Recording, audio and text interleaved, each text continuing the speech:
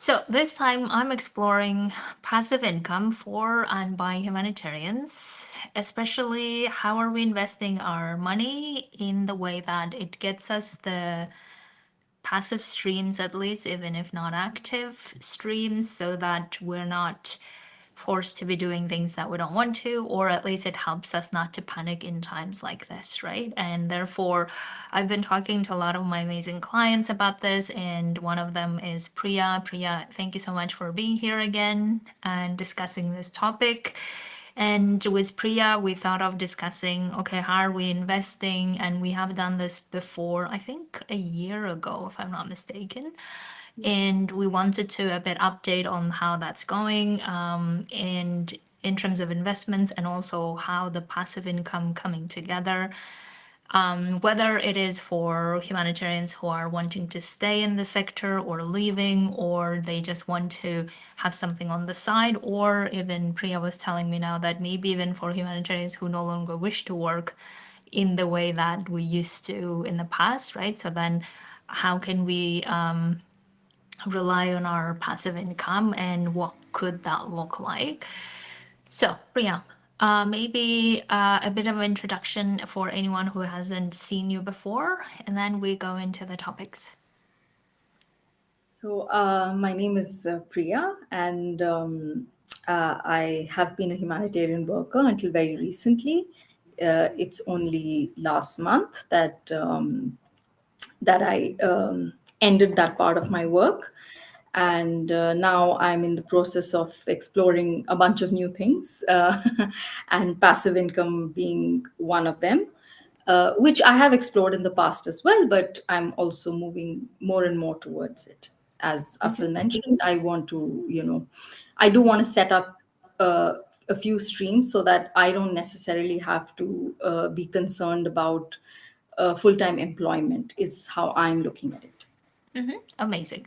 So, Priya and I have discussed this in so many different ways as to what are the investment options that many humanitarians maybe have explored or would like to explore, and maybe some haven't had the chance or afraid to do that. And some of the ones that the classic types, such as stock market investments, which Priya will speak to. But also, I think we have like a lot of the times talk about property investment or getting returns from that, right? So in my own journey, I have set up the property part and also some other passive income investing in other people's ventures that they wanted to do. And I feel like in my journey, at least this has been some of the like two streams so far, and I'm now currently in the process of setting up my third, and I will be talking more about how I'm doing it and all of this. But in the meantime, Priya, I would love for you to speak about your journey and process of the more classic type of investment that I think many people can relate to, simply because we've heard about it for a long time, probably as well, right? Which is the stock market, but also, which in my view, a very scary one. So, how was your journey in that? So I was, I hopped on late, I have to say, in the in this type of stock type of investment. Of course, I was like, doing things like some tax saving bonds and those type of things, but not necessarily stocks. But then I know several people who've done it very successfully, and of course, I also had someone helping me initially. But what I learned through the process, because I also wanted to understand, and as I started exploring it, I started learning about it, reading about it, and I have certain principles for myself that I follow in when I do that type of investment. Um, Also, which takes into account, of course, risk appetite, what risk appetite I have during that particular stage. Uh, Reasonable amount of diversification, because I think that's important. That also helps balance the risk out, and Yeah, so I do that, and then I do studies based on that. Like I read about it, which can be found with a simple Google search. I don't think we need to necessarily, Mm. do anything complicated for that. Yeah. And then what I do is then I chart out sectors. And Mm. once I understand the sectors, then of course there are, brokers, etc. in the market. Like I said, Yeah. that there's someone helping me out who can actually then tell me, okay, who I can brainstorm with on the particular. Once I know the sectors, then the specific companies can be, Mm. discussed. Yeah. And I'm also more recently exploring social impact investing, uh, Mm. following similar principles. But of course, that also has a bit less profit, maybe, but also more purpose attached. So Mm-hmm. that, you know, to keep with certain principles also that I have. So that's how it has been, and I have seen that. In my experience, the more risky investments can give higher results, higher yields sooner, Mm. much sooner. But I have tend to followed a middle path and a more stable approach. So Mm. I have not. So of course, it's not that I made doubled my money in a year or 2 years or things like that in the stock market. I know people who have done it. Mm-hmm.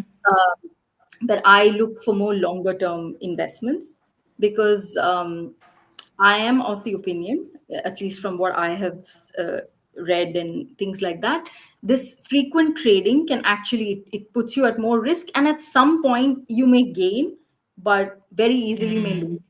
Yeah. Yeah. So I have looked at 5 years plus always investments, and that Mm. when I look at like sectors that withstand the market shocks, etc., and then based on that, I go. I mean, those there's also a terminology for it. They're like large cap, which are like top tier, well established companies. Then there's mid cap, which is medium size but fast growing.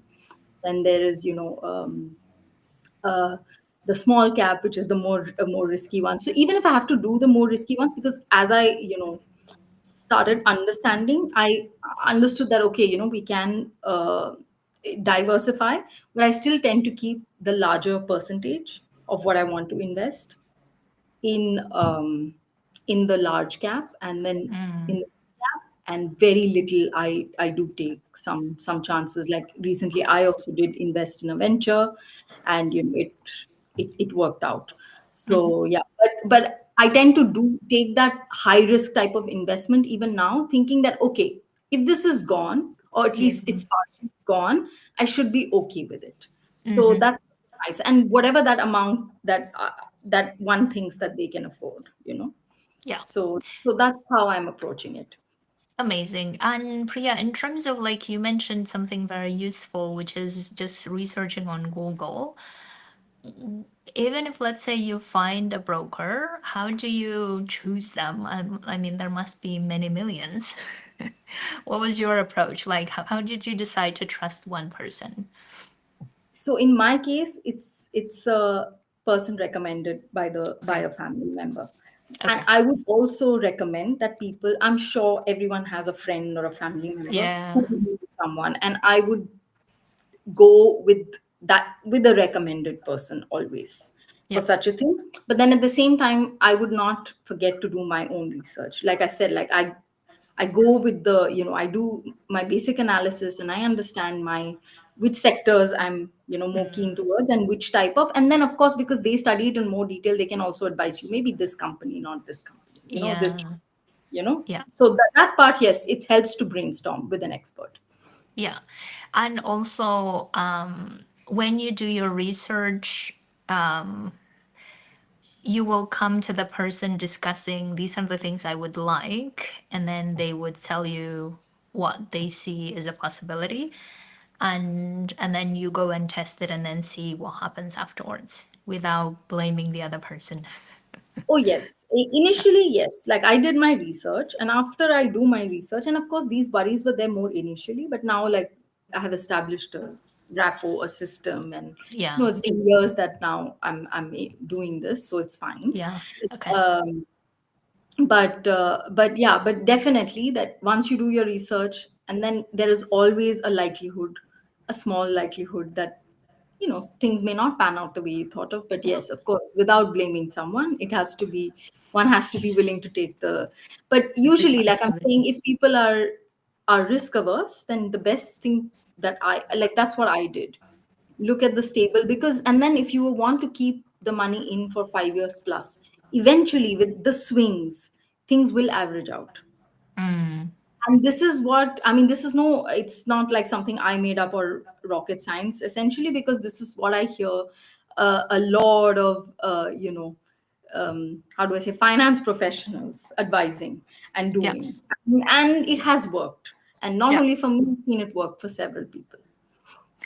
The other question I guess I can hear people asking, which probably would be also my question if I were to start this, is it possible that I don't even study and, like break my head about it because I may not be able to understand it, but trust the other person that's recommended and give the, I don't know, small amount of money or whatever that I'm willing to lose in case, right? And then see the returns in 5 years. Is that really, I don't know, a valuable tactic, or you would say no, don't do that?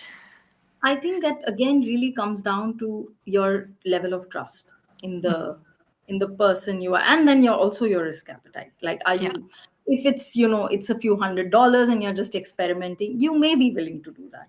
Mm-hmm. One Mm-hmm. maybe, it really depends from person to person. It would be, Yeah. but it's not that complicated. I think like a day or Mm-hmm. two's research, when you find your few stable stocks, because they don't really change as much. Mm. What I Okay. recently did is like I just bought more of them when I had the Okay. money. And when the Yeah. market went down a little, I was like, oh, okay, I'm going to buy now because I know that it's going to go up. And I have like a few characteristics that I can share, like when researching. Mm. What you can look at is like the business model and the industry, the stability of, Mm. Okay. and in that sense, I mean like the demand for the product or services, that it remains relatively consistent. And this is what I mean when I was saying like it withstands the market swings, like Yeah. something like food, electricity, healthcare, these things, the Yeah, need I pretty know much what you're. remains. Yeah. Then there are things to look at, are strong financial fundamentals, like consistent revenue, and all of this is publicly, because if you're if they are on this Mm-hmm. listed players, then yes, all of this information is easily findable online because it's supposed to be disclosed. Yeah. So yes, so if we look at that, then that gives you basically some sort of, rather than just hype, or Mm. Yeah. gives us some concrete information about the financial health. Yeah. Then there is competitive advantage that you can look at, like things like if they have patents, brand loyalty, and all of this again can be very easily found, Mm-hmm. Mm-hmm. because that also again signals it will feed into the financial health in a Yeah. way. Then there is a history of dividends also, that that the particular entity has consistently paid out their dividends, because that is also a good indicator of financial health. So yeah, and like volatility is also something I generally look at. Like I look at the past trends, and then I see that okay, if the stocks, if that particular stock that I want to invest in has smaller price swing Mm. compared to the overall market, like this is what I said in terms of the Yeah. market swing, if it's less, if it's a bit more, it gives me a bit of peace of mind. So, Mm-hmm. so Yeah. it's something. So then in the long run, really it should average out. And then so I go by these general principles, and then I know that what I'm doing is okay. And Mm-hmm. I'm also okay with like not doubling my money in 6 months. That's fine. Yeah. Yeah. Yeah. Yeah. No, that I hear. So now, if we talk about other, like setting up passive income streams, what would your experience be in terms of, like, I think the usual ones that many of us can relate to is the property part, right? Which I'm also exploring how that works. So in my case, it took me, I think, 2 or 3 years to, get the property ready and all of this, right, after purchasing it, and then now getting into the income level. So that was my journey of doing it. How is for you, and what would you say like your way of approaching setting up passive streams? So yes, one thing is property that I've done quite early on, and more recently also I invested in Mm-hmm. property. Some of it is not yet ready because some are like the ones that are off plan that you pay and then will be ready in a few years. Mm-hmm. So some are ready and they are already Mm-hmm. fetching me income. So of course that takes, I think that's also takes some time, and again that's a long term Mm-hmm. sort of investment, Yeah. is what I would say. And it took me, like, it really depends if you go for a ready property, and many people do that, and when then you do that you can get it ready within a year, even sometimes even less, and depending on what you have bought, and you don't have to redo too much of it, and you can give it out on rent immediately if Mm-hmm. you're not buying per se to live in it. So I think that that can definitely be, that's one of the traditional income streams, and that's Yeah. obviously one of the good things to do. So yeah, so that is something Mm-hmm. that one can look at. Maybe if I may just add, I Mm-hmm. forgot to mention one point which just came to my mind Mm-hmm. on the investing thing. Yep. So on the impact investing, what I'm actually exploring, which maybe I just want to throw it out there for others, is Mm-hmm. it's like green bonds, social bonds, sustainability Mm. bonds, a few names so that people can look them up, and Mm. also because that's what I'm also looking at. Mm-hmm. Uh, so yeah, and of course there are also ways to do this. Not the impact investing, but general investing in stocks. Either we do them directly or we do them through through established funds. That's also Mm. something that can be done. But for that, I would advise one thing, which I've heard a lot of financial experts say, that in terms of when you pay a fee to any, which also applies to like a stockbroker or an established fund, see how they charge the fee. A flat fee is always better than a percentage. Mm. If you, I mean, it seems very small initially, but over a period of time, because I've been doing this for years, when you see it actually adds up to quite a bit. Yeah. And also, I think because there are both options available, and that would be something better to choose. So, yeah, Yeah. just wanted to add that. Amazing. Okay. So, is I said in terms of passive income, the other ideas that I've heard and might be also interesting for others to explore is beside giving to rent, that is, I think many people have experience or can relate to.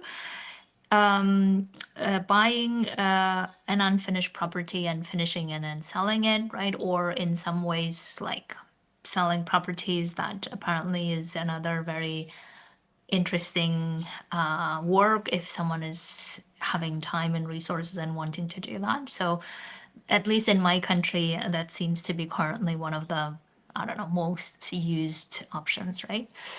And the other one that I think several of my clients are discussing and have also purchased and working on is the farm or land acquisition. So these are also other ways to do that, meaning buying land in a certain place and then selling it, and then or having someone work for you and do that, right? So that becomes also a stream of income.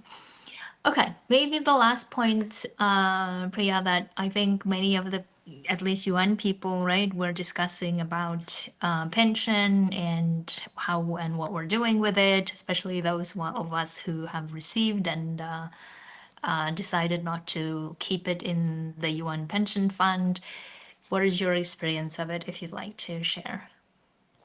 So I definitely I have considered all options of keeping, of removing. I made my, set of calculations and everything, and I came to the conclusion that it's better to remove, um, because also considering that I am also now comfortable with investing it outside. I think much of the time when I was not comfortable investing, I used to always take solace in the fact that there is a pension Yeah, that yeah, will take care of me. yeah. But then again, it comes down to that relationship and that fear factor and that mindset also, that do I really want to put this power in the hands of a pension fund, Mm-hmm. that realistically, I know that all the data is available, we can see how it functions, etc. But then if you start studying that, and then one learns investing outside of it, you can see that actually the percentages, even if slightly better, could be better if you diversify, Mm-hmm. because they remember that it's all in one place, and yes, they are managing it for you, but you have more control to diversify it the way you want, Yeah. uh, when it's in your hand. So that's one thing, and that can actually be better financially also, Yeah. and also from a learning perspective for sure. Mm-hmm. So I think that's what, looking at the interest rates, and of course I know that this would also depend from the markets people have access to and the countries people have access to, because the interest rates differ. But for somebody like me, I think the interest rates are better Yeah. elsewhere if I invest outside, and I'm given that I'm also comfortable doing that. The other thing that I've noticed is, I also looked at survivor benefits and things like that, and I think that I can actually, if I take the also not knowing how long I will live and will be able to access that pension. That's another thing. Yeah. I think if I take that out, like, this reliance on monthly only this much is much less, and I think that it can really be structured very independently to the way you would like to use it, because it's not like Yeah. um, that it's absolutely necessary to have like a monthly salary type of system, Mm-hmm. Mm-hmm. you know Yeah. I know because what you that mean. replicates that. So, Yeah. and in this case we can, and like you said, like sometimes you may have access to, because it's interesting you mentioned agricultural land, Yeah. because I was also considering that recently, and then I looked at, okay, if I need to buy this, if I have only something coming in monthly, it may not be that feasible, whereas when Mm-hmm. I want to invest all that, or at least half of, like a bulk, Yeah. I'll be able to do that, Yeah. even if not a bulk, like a decent percentage. Yeah. So that type of flexibility, I really think it's, Yeah. but in the end, I think it's, for me it has been a mindset journey, because I don't necessarily want to put um, my financial well-being in Yeah. the hands of in the hands of, because it's a substantial amount of money. Yeah. I'd rather have control over managing it. Yes, I love that. So, to that, I was really thinking about, I think in the end, it comes down to how much we rely on the institution to manage it or how much we can rely on ourselves to manage it, right? And my journey has also been that I've taken my pension, it was now almost 5 years ago, but I've invested in myself and I feel like I've more than doubled. I mean, by now it's more than that, but I'm just happy that at the time that was my decision without ever thinking, okay, if I just keep it there and then eventually I will access it when I'm this many years old. That calculation, I don't know, it wasn't really my thing. So I thought, okay, how can I invest that pension in myself to the extent that I'm the person who can then keep doubling that over time, whatever that looks like, right? And I feel like I'm so happy that I've done it. So, and in no way we're saying that you should do that, obviously, right? But we're just sharing our experience of how we have come to that conclusion and decision and how it came out. So, thank you, Priya. Any other anything else that we haven't mentioned that you think would be useful for people? Maybe, you gave interesting options on the, which actually, some of it I'm thinking about or would definitely consider, about the property. But I was also looking into more recently, I Mm-hmm. haven't of course done it and I don't have experience in it yet, but I was coming across several, and I know several people doing it these are like non-humanitarian circles. Mm-hmm. I know doing that, uh, several small remote jobs. Mm. they're not like full-time jobs or employment, but they're like remote projects that you assist with very, like, basic skills. And they are not bad. They could be a source of passive income, is what I was thinking for Mm-hmm. people. I mean, it's not 100% passive, of course, because you do give Yeah, some, yeah, yeah, but in terms of the time that you would invest yeah, and the returns, that's the reason I'm calling it somewhat passive, because yeah, it will yield higher returns than it may not be like, oh, $10,000. No, no, yeah, it's yeah, not a large amount. yeah, But these small type of things yeah. can actually add, so people can Yes, I love that. extra cash, because I do know that there may be people who are not looking for, the traditional ways of earning money. Yeah, absolutely. And I was also thinking about this is that this third passive income that I'm about to set up, I really would love to like dedicate maybe an hour tops a day on it, but I will be doing that activity anyway. So I may as well use it to make it a passive income stream, right? Instead of adding anything to my calendar that might be already packed, right? So that's why I was thinking about how we can look at whatever the activities that we might be doing already and turning that into a passive income. Like nowadays, it's fancy to call it monetize what your skills are, what your knowledge are, right? So that can be one of the ways. And I was thinking, how can I do this because I do it anyway? And then how can I make it also monetizable or functioning on its own, even if I'm not engaged, right? So that's really the test that I'm doing. And I'm also inviting everyone to join and see how I'm doing this as I set it up and create it instead of doing it once it's finished, right? Because once it's finished, I don't know, I feel like sometimes it's a glory type of conversation as to, oh, this worked beautifully and all of this. If, of course, it's not the case, right? There are challenges that need to be managed and all of this. But I was thinking, okay, this time around, I would like to set up something that involves what I may like to do or involves something that I may do anyway, and how can we get it into a stream, additional stream essentially.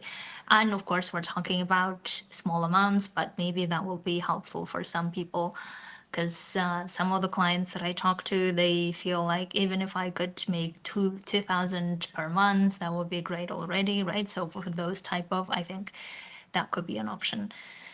Amazing. Okay, Major, thank you so much for being here and talking about your experience of investments and passive income.